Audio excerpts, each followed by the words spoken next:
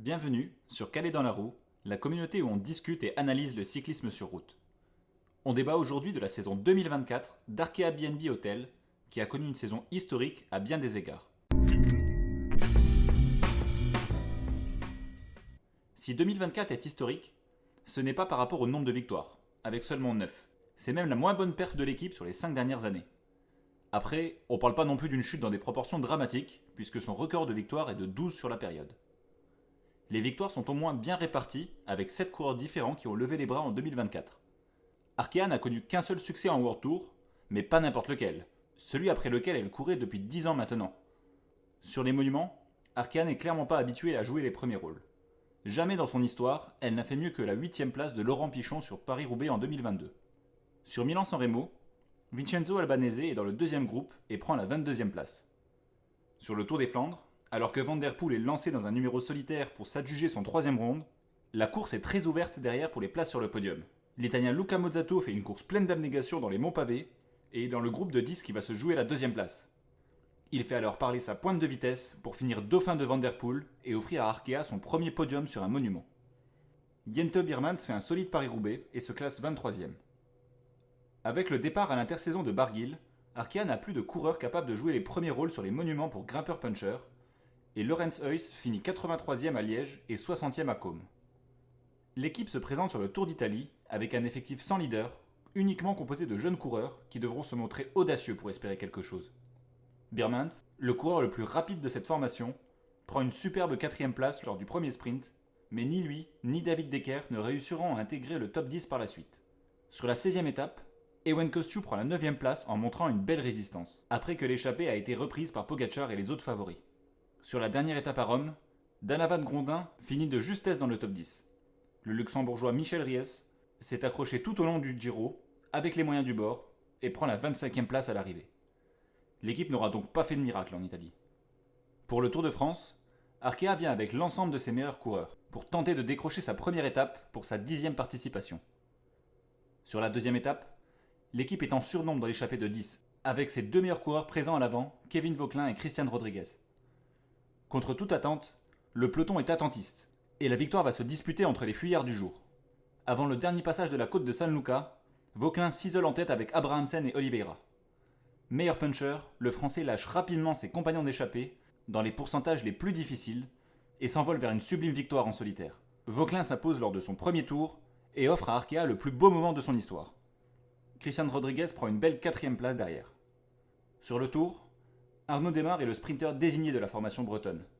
Il est 7ème lors des étapes 5 et 6. Lors de la 12ème étape, parfaitement emmené par Dan McLay, il lance le sprint en tête à 200 mètres, résiste et se fait malheureusement sauter par Girmay dans les 5 derniers mètres. La frustration sera même double, puisqu'il est finalement déclassé pour avoir tassé Van Aert contre les barrières, ce que je trouve très sévère au vu des images. Le seul autre résultat significatif d'Arkea est la très belle 6ème place de Vauquelin lors du premier chrono.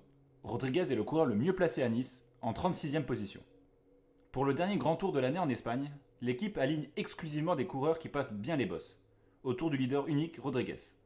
Lors du numéro de Ben O'Connor sur la 6ème étape, Rodriguez est dans l'échappée et se classe 5ème.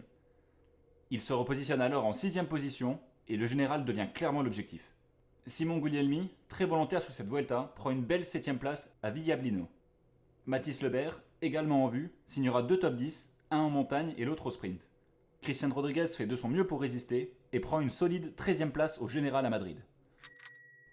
Bien qu'elle participe à toutes les épreuves World Tour, Arkea n'a que peu de coureurs capables de s'y illustrer et une bonne partie de ses résultats sont signés au niveau continental.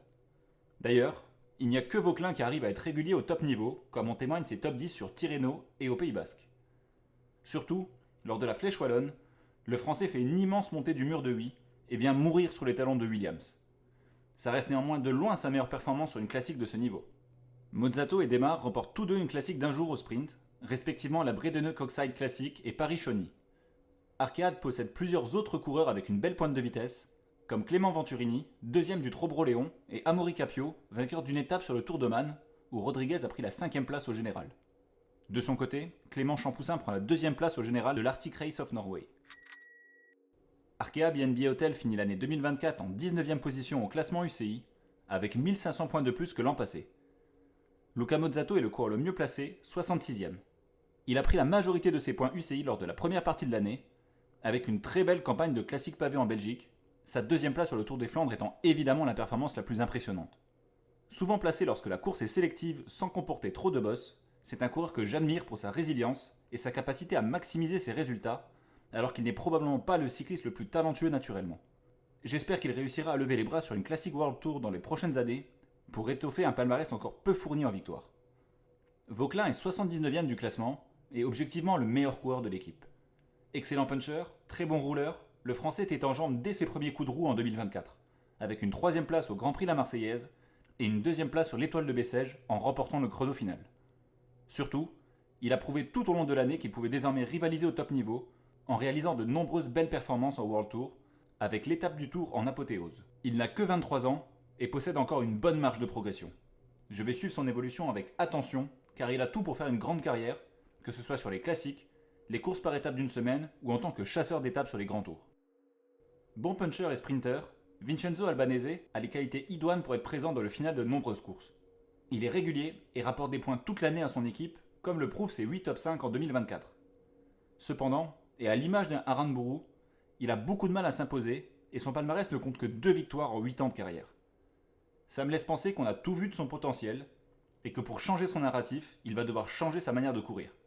Adopter un style plus offensif, qui certes ne lui permettra pas de cumuler autant de places d'honneur, mais qui lui offrira davantage de possibilités de gagner de belles courses. Pour finir, Birmans, une valeur sûre de la formation d'Emmanuel Hubert. Le Belge est un routier sprinter solide, vainqueur de la route Adélie de Vitré cette année. Il est aussi monté sur le podium de 4 autres courses d'un jour. Birmans peut aussi bien jouer sa carte personnelle au niveau continental que se muer en équipier de luxe en World Tour, le genre de coureur dont toute équipe a besoin. Quelles sont les révélations de 2024 du côté d'Arkea? Champion d'Espagne du chrono surprise en 2022, Raúl García Pierna suit une progression constante et passe de mieux en mieux les bosses. Il a bien débuté la saison, avec une 3ème place sur le Tour de la Provence et une 9ème place sur Au Grand Camino. Plus discret jusqu'en juin, il est cette fois médaillé de bronze sur le championnat national du contre-la-montre.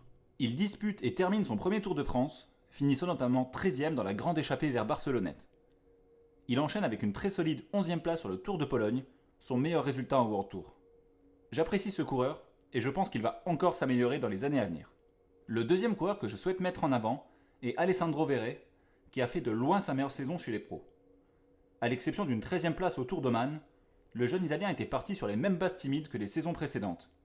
Mais il faut croire que l'intensité du Giro lui a fait du bien, puisqu'il a enchaîné avec une 9ème position au Grand Prix du canton d'Argovie, une 8ème au Tour des Apennins et une 11ème sur la classique d'Ordosia.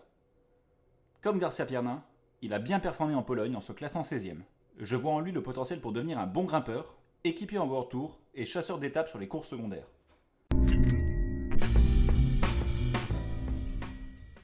C'est l'heure du bilan pour Arkea BNB Hotel, et je leur donne la note de 7,5 sur 10, ce qui fait d'elle l'équipe la mieux notée pour le moment. Alors oui, l'équipe n'a gagné que 9 fois, et une seule en World Tour. Mais son année 2024 est historique, avec une première victoire sur le Tour, un premier podium sur un monument et sur une classique World Tour. En plus de ça, malgré un des plus petits budgets et effectifs du World Tour, l'équipe a été présente toute l'année, avec de nombreux coureurs qui se sont illustrés. Elle possède plusieurs valeurs sûres, un leader très prometteur en Kevin Vauquelin, et il semble y régner une belle cohésion d'équipe, avec un esprit familial assez rare à ce niveau. Je souhaite que cette bonne dynamique se poursuive en 2025, car l'équipe va devoir cravacher pour garder sa place à World Tour en 2026.